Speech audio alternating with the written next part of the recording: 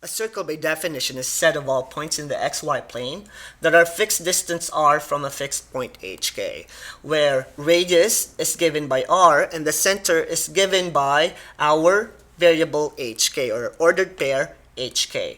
And this is our circle, and on the xy plane the center is represented by the variable hk and our radius is r. And this is the standard equation of the circle that we are going to use today. So we have x minus h squared plus y minus k squared equal to r squared. Now remember, a circle is a conic section because given a conic section, if you have a plane passing through the conic section horizontally, it will form a circle that is being cut through by the plane in your conic section. Now in your xy plane or the xy axis, the center looks something like this. And this particular circle has a radius of 4 because if you will notice, with the center at the point of origin, you have a radius of 4, which is basically the distance from the center to the 4 points that will help us form our circle. Now let's have our first example in analyzing a circle in a conic section.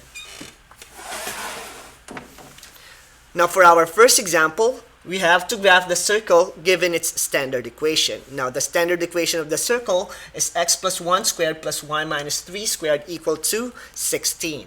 Now the first step is to find the center and the radius from the standard equation of your circle. Now we know that this is the standard equation of your circle, so finding the center, which is basically h and k, is just looking at the given equation. We have 1 and negative 3, therefore our center is at negative 1 and positive 3. With our radius as r squared given by 16, r squared is equal to 16, therefore the radius is plus or minus 4. So we now have our center and we also have our radius. Now we're ready to graph our circle. So this will be our circle, given that you're supposed to plot your center first so that you can have the other 4 points that will help us graph the circle. So we have the center at negative 1 and 3. Now we have a radius of 4, so all you need to do is to count 4 units to the left, 4 units to the right, 4 units going up, and 4 units going down from the center, and you will have your circle that you can form by using the 4 points. So given by the equation x plus 1 squared plus y minus 3 squared equal to 16, this is the graph of our circle by using the center and the radius to form a circle. On our second example, let's write the equation of the circle given its parts. And in this particular problem, the parts that are given is a point that lies on the circle and its center at negative 5, 0. So the first step with this problem is to find the radius. Because we are given the center, we need to find the radius to complete our equation. So given the standard equation of the circle, which is x minus h squared plus y minus k squared equal to r squared, all we need to do is to replace x and y, because we are given a point, by negative 6 and 4, and replace h and k by the center, which is negative 5 and 0. So by direct substitution, we'll have negative 6 plus 5 squared plus 4 minus 0 squared equal to r squared based from the problem.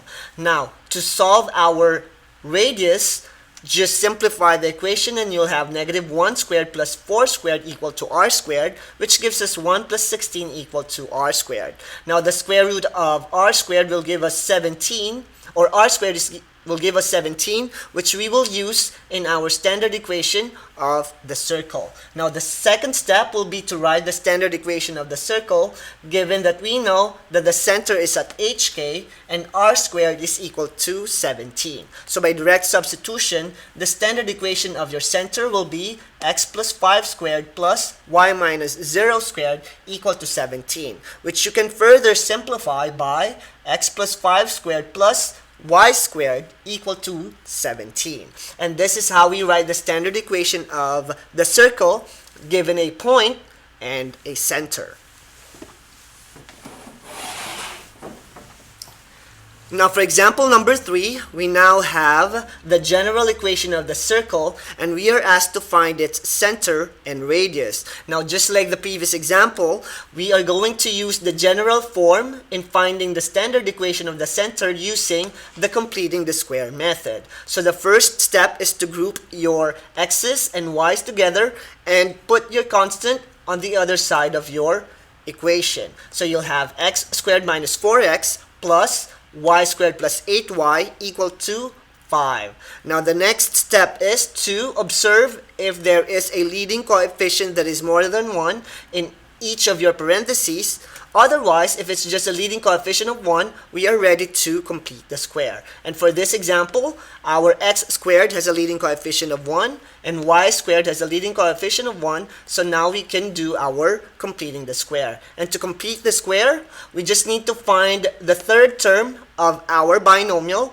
so that we'll have a perfect square trinomial. And by doing so, all we need to do is to take half of the middle term and square it, and half of the middle term is equal to 2 and 2 squared is 4, and that will be the number that we will add in our first parentheses, which will also be added in your right hand side. And on the second parentheses, half of 8 is 4 and 4 squared is 16, and that will be the number that will complete our square, and it will also be added on the right hand side of your equation. So now that we have a perfect square trinomial for both parentheses, we are now ready to factor out the equation. So we'll have the standard equation of the circle. So it'll give us x minus 2 squared plus y plus 4 squared equal to 25. And now that we have the standard equation of a circle, we can answer the question on example number 3, which is finding its center and the radius by the standard equation of your circle. So we know that the center is at hk,